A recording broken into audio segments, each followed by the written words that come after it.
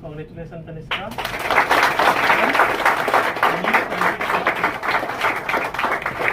Great achievement.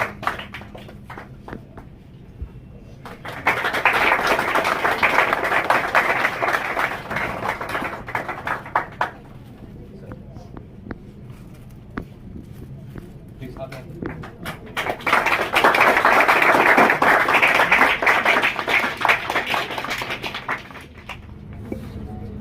जैसे हम लोग जानते हैं एजुकेशन के बारे में, educate a girl educate whole world, तो आप कैसा फील कर रहे हो फर्स्ट रैंक के लिए?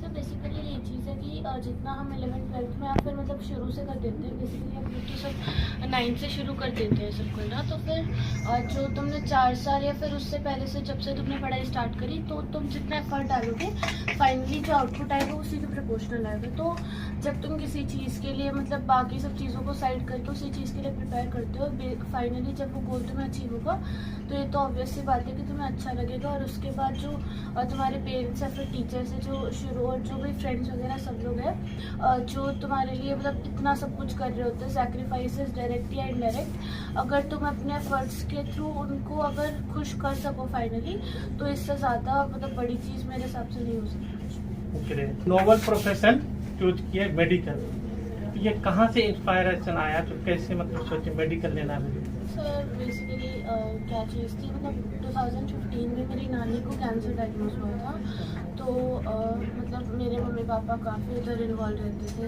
और वो काफ़ी परेशान हुए थे। फिर जब मैं 10th में थी तो मेरे बोर्ड एग्ज़ाम से 5-6 दिन पहले वो एक्सपायर हो गए थे, तो फिर मम्मी काफ़ी परेशान थी उस चीज़ से। और मैंने अपने घर में वो चीज़ देखी है, मतलब मैं 9th-10th में थी तब मम्मी मतलब हम लोगों से कम इन्वॉल्व थी, उधर नानी के घर ज़्यादा इन्वॉल्व थी, तो इससे मतलब पापा भी काफ़ी परेशान होते थे क्योंकि घर का फिर इधर का सब उनको देखना पड़ता था।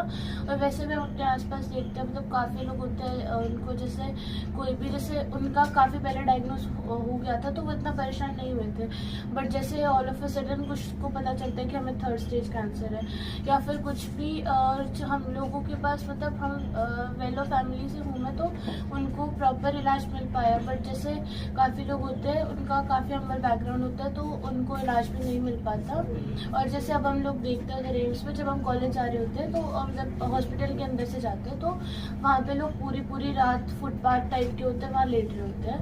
तो बेसिकली इंडिया ऐसी कंट्री है जहाँ पे मतलब मेडिकल में काफ़ी कुछ करा जा सकता है, बट वो बीच में लोग पैसे वैसे वो करके फाइनली अभी जो सिचुएशन है कि इंडिया में अच्छे डॉक्टर्स की काफ़ी कमी भी है। और लोग चलो ठीक है जो मतलब अच्छी फैमिली से उससे तुम जितने पैसे हो वो लेके उनको कोई फ़र्क नहीं पड़ेगा, बट जो काफ़ी लोग जैसे गरीब होते हैं तो उनमें अगर थोड़ा मतलब तुम पैसे अगर कम भी लोगे और उनका इलाज हो पाएगा तो ये मेरे हिसाब से चीज़ काफ़ी अच्छी है।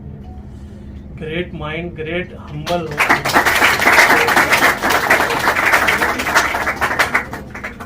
अच्छा, आपने आकाश ज्वाइन किए थे 9th क्लास से, 9, 10, 11, 12, तो जैसे कहते हैं ना success is not a overnight journey, बहुत मेहनत करना पड़ता है, तो इसमें क्या आपका कुछ जर्नी के बारे में शेयर करूँ? सर 9th-10th में मैं क्लासरूम प्रोग्राम में थी और 11th-12th में DLP में थी क्योंकि मैं कोटा चली गई थी। तो 9th में मतलब मुझे यहाँ पे थी मैं, तो मुझे टीचर्स का पूरा सपोर्ट मिला। जो रेगुलर कोर्स होता था वो करवाते थे, उसके बाद जो क्वेश्चन अगर मैं एक्स्ट्रा पूछती थी तो वो एक्स्ट्रा टाइम लेके मुझको हमेशा करा देते थे। मतलब मुझे कभी भी टीचर्स की तरफ से ऐसा नहीं लगा कि वो अपनी तरफ से कोई भी उन्होंने कहीं भी लैग ऑफ कर रहे हैं, तो बेसिकली वो बहुत ज़्यादा एफर्ट डाल रहे थे। और 11th-12th में भी आकाश की टेस्ट सीरीज काफ़ी अच्छी थी तो उससे भी काफ़ी बहुत अच्छा। आपका हॉबीज क्या है? हॉबीज ऐसे तो नहीं थी, मतलब 11th-12th तो पूरा ऐसे पढ़ने में चला गया था, बट ऐसे जब मैं परेशान होती थी तब क्या तो मैं किसी से मतलब दोस्तों से बात कर लेती थी या फिर मतलब पेरेंट्स से ज़्यादा बात करती थी, फिर ऐसे म्यूज़िक वगैरह सुनती थी। Very good. आपने एंथे भी दिया था, बताइए कुछ एंथे के बारे। सर एनथे जब मैंने 9th में दिया था तो मेरी रैंक कुछ 50-60 के आसपास थी, और जब 10th में दिया था तब 4 थी। तो मतलब मेरा 9-10 में एनथे में काफ़ी रैंक में इम्प्रूवमेंट हुआ था। तो एनथे बेसिकली ऐसे एग्ज़ाम है वो थोड़ा लेंदी होता है, जैसे बाकी अगर कोचिंग के टेस्ट होते हैं उससे थोड़ा लेंदी होता है, और उससे फाइनली मतलब जो क्वेश्चन आते हैं वो भी थोड़े ट्रिकी होते हैं, ऐसा नहीं होता कि बिल्कुल सिंपल होते हैं। तो और वो तुम्हें ऑल इंडिया रैंक पे तुम्हें ये बता रहे तुम कहाँ पे स्टैंड करते हो, तो वो एग्ज़ाम काफ़ी हेल्पफुल है। अगर तुम किसी भी एग्ज़ाम की तैयारी कर रहे हो तो तुम्हें 9-10 में तो देना चाहिए। Thank you.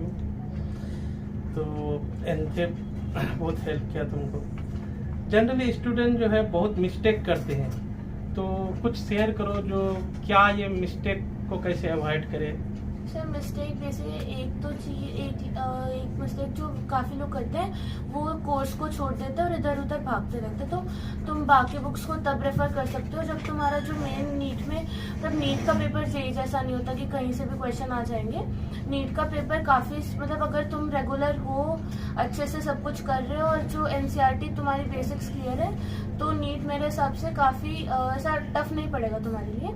तो बेसिकली सबसे पहले तो एनसीईआरटी और मॉड्यूल्स वगैरह जो कोचिंग देता है वो अच्छे से करने होते हैं। उसके बाद अगर तुम्हारे पास टाइम है तुम पे, तो तुम बाकी चीज़ें कर सकते हो। अगर मतलब वो सब तुम्हारा क्लियर नहीं है, फिर तुम बाकी चीज़ों की इधर उधर भाग रहे हो, तो फिर एंड में उसका कोई मतलब रिजल्ट नहीं आएगा और तुम कंफ्यूज ही होके रह जाओगे।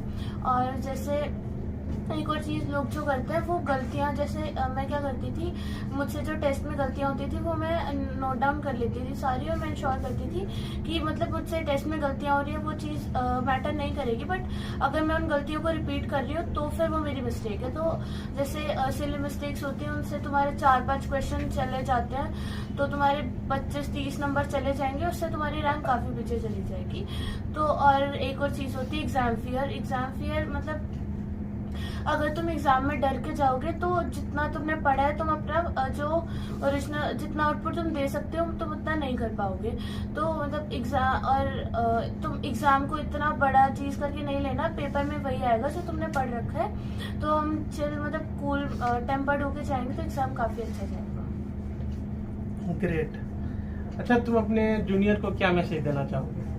सर एक यही चीज़ है कि अभी हम अगर 11th-12th में मतलब शुरू से 9 से थोड़ा थोड़ा करके करते जाएंगे तो एग्ज़ाम काफ़ी आराम से निकल जाएगा। तुम लास्ट के जो 1 महीना होगा जिसमें आधी जनता स्ट्रगल कर रही होती है कि उनका कोर्स पूरा मतलब उन्होंने रिवाइज करा ही नहीं होता, तो जैसे जब कोर्स चल रहा होता है तो टीचर जो डेली का डेली पढ़ाता है तुम वो पढ़ते रहो, और जो होमवर्क वगैरह जो तुम्हें भी मिलता है, जो भी ऐसे डीपीपी वगैरह सब मिलते हैं वो रेगुलरली करते रहो, ऐसे काफ़ी स्मूथली हो जाएगा। और जैसे संडे को हमारे पास टाइम होता है तो जैसे हमें कोई भी लग रहा है कि ये टॉपिक रिवाइज कर रहे हैं, हमें बहुत सारे दिन हो गए या फिर हमें कुछ याद नहीं है, तो हम वो जो एक तो कोचिंग में चल रहा होता है टेस्ट शेड्यूल की, तुम्हें पुराने टॉपिक्स वगैरह सब रिवाइज करने होते हैं टाइम टू टाइम। उसके अलावा तुम खुद के हिसाब से भी कर सकते हो कि मैंने ये चीज़ काफ़ी दिन से नहीं पढ़ी है तो अभी मेरे पास टाइम है तो मैं पढ़ सकती हूँ।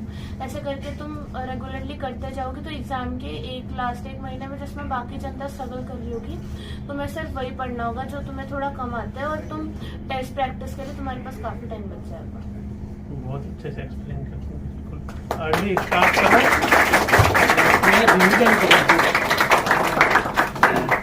अच्छा, ये आकाश बायजूस के बारे 1-2 वर्ड तुम्हारे दिमाग में जो पहला वर्ड आएगा बताना। 1-2 क्वेश्चन कर रहा हूँ मैं। Aakash Byju's system. Thank you. Teaching of Aakash. To the point. Great. Study material. Study material concise and contains all the information which can come in exam. Testing system of Aakash Byju's. Testing system excellent. Thank you.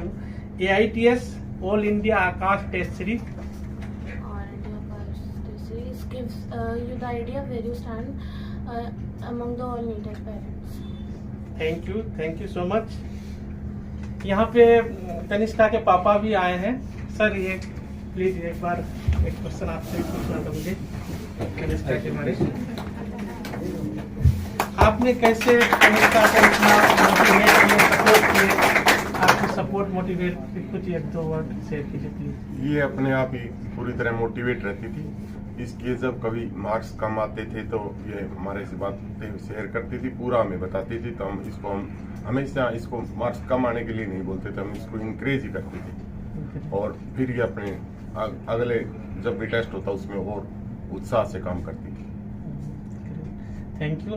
कि parents भी कितना supportive है और कितना अच्छा mind और heart भी कितने अच्छे हैं। देखो डॉक्टर बनने की जो इनका सपना था क्यों अडॉप्ट किए। तो जो भी अच्छे बच्चे हैं खुद हम्बल रहो तभी और अच्छा कर पाओगे। तो thank you Tanishka, thank you sir, आप लोग आए।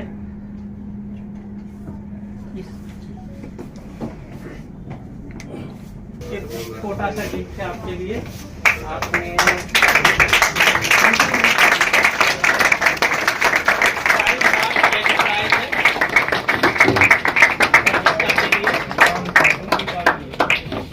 आप लोग सबको कॉन्ग्रेचुलेट करो। कुछ ले दीजिए। तो लास्ट के एक महीने में मतलब मेरा कोर्स काफ़ी पहले हो गया था। मतलब मैंने जैन में फुल सिलेबस टेस्ट देने शुरू कर दिए थे। तो लास्ट के एक महीने में तुम्हारा मतलब अगर 2-3 महीने है तुम्हारे मतलब 2-3 महीने तुम्हारे पास रिवीजन के लिए थे तो तुम पहले तो जो तुम्हें पहले शुरू में क्या करना होता है, हमें पूरा सिलेबस पढ़ना होता है।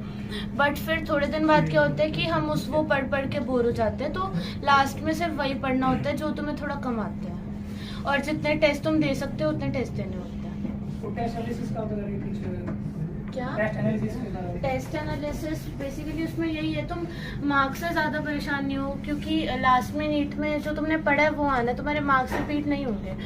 तो फिर उसमें ऐसा कर सकते हो तुम, जो तुमसे गलतियाँ हो रही है उस गलतियों को रिपीट मत करो।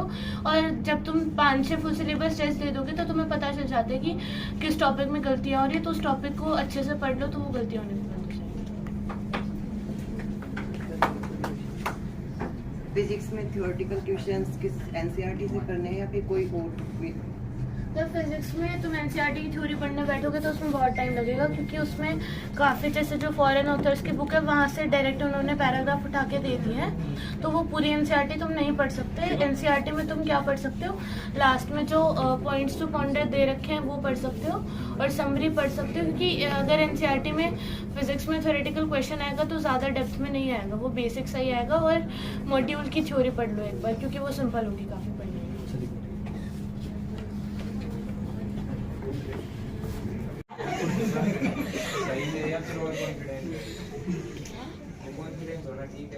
नहीं मतलब ओवर तो नहीं जाना चाहिए, जितना बेसिक मतलब रिक्वायर्ड है कि तुम सिली मिस्टेक्स ना करो उतना ही रहना चाहिए। क्योंकि ओवर कॉन्फिडेंस में नीट में सिंपल क्वेश्चन आएंगे तो तुम जो ज़्यादा सिंपल होंगे उनको गलत करके आ जाओगे।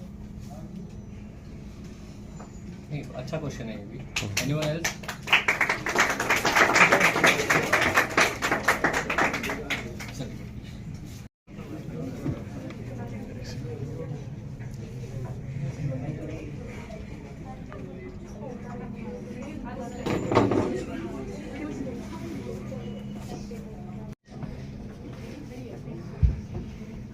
पूछो, और भी क्वेश्चन पूछो आप।